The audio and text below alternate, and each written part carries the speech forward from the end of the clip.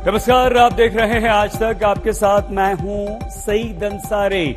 बड़ी खबर इस वक्त चुनाव आज तक की शुरुआत में, और वो खबर यह कि ममता बनर्जी 11 मार्च को नंदीग्राम से पर्चा भरने जा रही हैं। इस दिन महाशिवरात्रि भी है, यानी कि 11 तारीख को महाशिवरात्रि, और ममता बनर्जी ने महाशिवरात्रि का दिन नंदीग्राम से पर्चा भरने के लिए चुना है।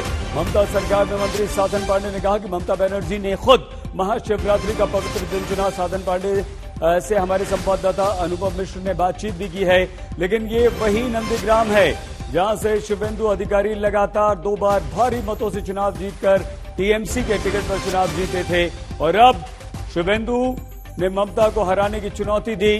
बीजेपी ज्वाइन की। ममता बनर्जी अब शुभेंदु के खिलाफ यहां से पर्चा भरेंगी।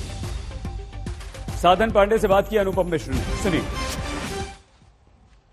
बनर्जी 11 तारीख को अपना नामांकन भरेंगी नंदीग्राम से। उस दिन महाशिवरात्रि है, तो इस दिन को क्यों चुना गया? क्या ये कुछ खास वजहों से चुना गया है? नहीं, वो बात नहीं है। ममता जी 11 तारीख चॉइस किया, अपना चॉइस। अब शिवरात्रि का दिन तो बहुत पवित्र दिन है, और वो पवित्र दिन में पवित्र बैटल फील्ड में वो उतरेंगे तो सभी पवित्र होगा। तो ये क्या राम बनाम शिव की लड़ाई भी हम देख सकते हैं? इंडियन पॉलिटिक्स ऐसे स्टेज में आ गया, bankruptcy of Indian politics, bankruptcy. आप बोलते ना राम वर्सेस शिव, सब क्या देश में क्या है? देश को आगे बढ़ाना है, काम करना है। तो क्या ममता बनर्जी 2 जगह से चुनाव लड़ेंगी? नंदीग्राम की खबर तो आ गई।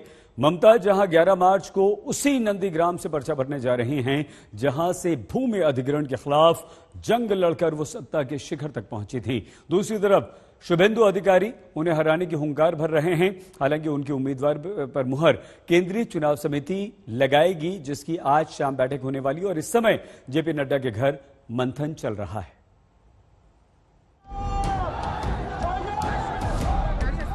আমি নন্দীগ্রামে মমতা বন্দ্যোপাধ্যায়কে হারাবো। হাজার হাজার কোটি টাকার মালিক ছড়ায়। 2011 में ममता बनर्जी के साथ मिलकर नंदीग्राम के संग्राम से सत्ता तक पहुंचे शुभेंदु अधिकारी अब नंदीग्राम में ममता को हराने की हुंकार भर रहे हैं। हालांकि वो ये भी कह रहे हैं कि अगर उनकी बजाय किसी और को यहाँ से टिकट दिया जाता है तब भी कमल खिलाने और ममता को हराने की जिम्मेदारी उनकी ही है। আমি নন্দীগ্রামে মমতা বন্দ্যোপাধ্যায়কে হারাবো। হারাবো আমি আমাকে দল প্রার্থী করলেও হারাবো সরাসরি, অন্য কাউকে প্রার্থী করলেও আমি পদ্ম ফুল ফুটাবো, দায়িত্বটা আমার।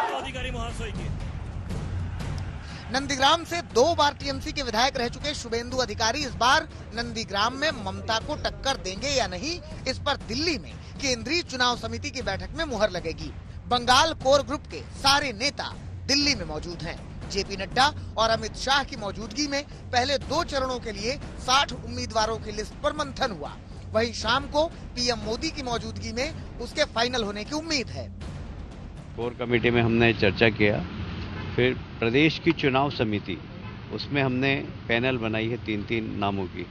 वो लेकर अब राष्ट्रीय अध्यक्ष जी के यहाँ जाएंगे, उनसे चर्चा करेंगे और कोशिश करेंगे कि एक-एक नाम उसमें से निकल जाए। फिर शाम को चुनाव समिति के सामने वो सारी लिस्ट प्रस्तुत करेंगे। कोशिश करेंगे कि आज हो जाए।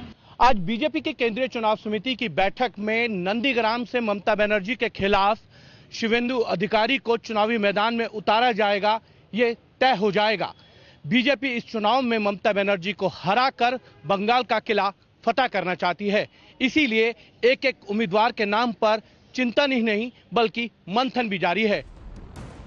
नंदीग्राम से बीजेपी का उम्मीदवार कौन होगा, इस पर सस्पेंस है, लेकिन ममता ने महीने भर पहले ही कह दिया था कि वो नंदीग्राम से चुनाव लड़ेंगी।